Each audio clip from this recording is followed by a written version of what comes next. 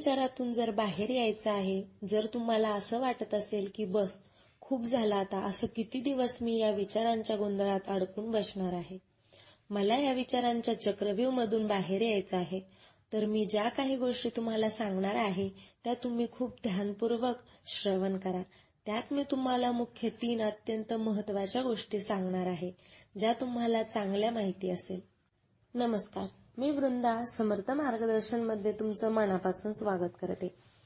त्यातीलच एक कारण म्हणजे काही वेळा लहानपणी घडलेली एखादी घटना, जी आपल्या परिवारामध्ये किंवा आजूबाजूला कुठेतरी घडलेली एखादी घटना, जी आपल्या मनावर खूप परिणाम करून जाते आणि त्याला अनुसरून एखादा व्यक्ती जर आपल्याशी काही बोलला किंवा त्याच्या कृतीतून तसं काही वागण्यात आलं, तर त्या गोष्टीचा आपण सारखा विचार करायला सुरुवात करतो आणि त्या विचारांच्या जाळ्यात आपण स्वतःलाच गुंतवून घेतो. त्यानंतर काही वेळा एखाद्या व्यक्तीला सवय असते खूप सजग राहण्याची. ती व्यक्ती प्रत्येक गोष्टीचा खूप बारकाईने विचार करतात.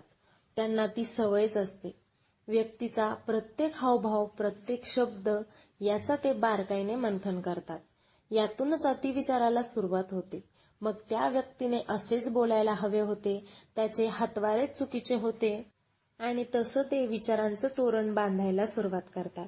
पण आपल्याला हे नेहमी लक्षात असावे की आपण प्रत्येक गाडीच्या ड्रायव्हिंग सीटवर नाही बसू शकत.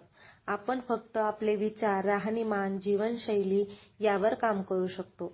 आपल्याला जसं आयुष्य हवं आहे तसे ते मॉडिफाय करू शकतो.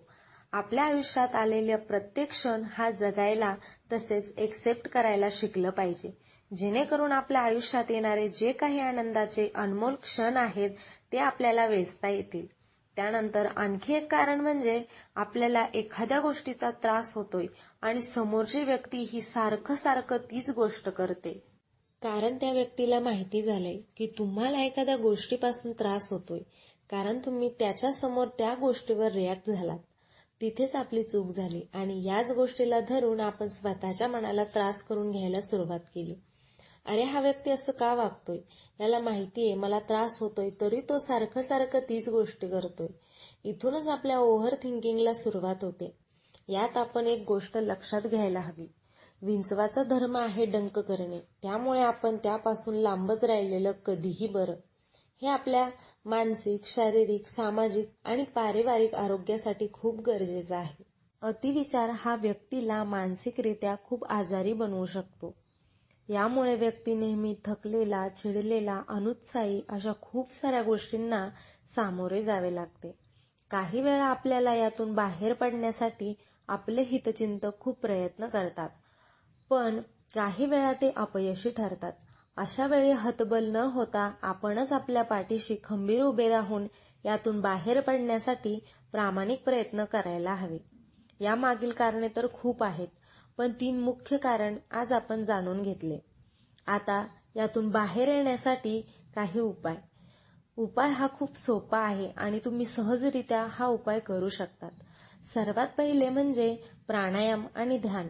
तुमच्या मनामध्ये चाललेल्या अतिविचारांचा गोंधळ थांबवण्यासाठी आणि मनाला हळूहळू सकारात्मकतेच्या दिशेकडे घेऊन जाण्यासाठी सर्वात पहिले म्हणजे आपल्या मनाला वळण लावायला हवे.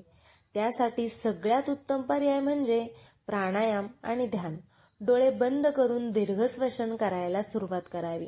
हळूहळू आपोआपच तुमचे ध्यान हे तुमच्या श्वासावर केंद्रित व्हायला सुरुवात होईल आणि तुमच्या मनामध्ये जे काही नकारात्मक भाव, विचार येत आहेत त्याकडे दुर्लक्ष व्हायला सुरुवात होईल.